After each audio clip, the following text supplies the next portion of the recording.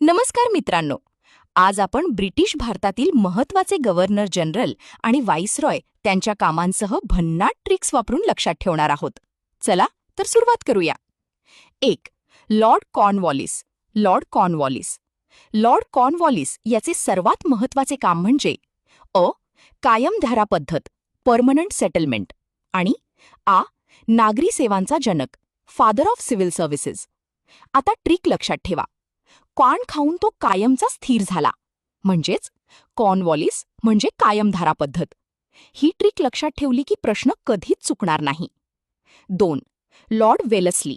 Lord Wellesley याचे महत्त्वाचे काम म्हणजे तैनाती फौज पद्धत, सबसिडियरी अलायन्स. या पद्धतीत भारतीय राजांकडे इंग्रजांची फौज ठेवली जात असे. ट्रिक: वेळ आली की तैनाती फौज मदत करत असे, किंवा वेलस्लीने फौज तैनात केली, म्हणजेच वेलस्ली म्हणजे तैनाती फौज. 3. Lord William Bentinck.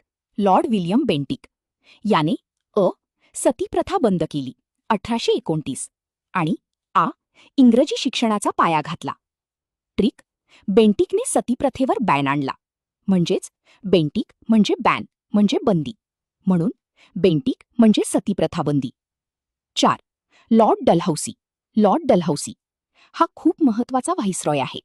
याची कामे: डॉक्ट्रिन ऑफ लॅप्स, संस्थानिक खालसा करणे, भारतात रेल्वेची सुरुवात 1853, आणि पोस्ट आणि टेलिग्राफ सेवा.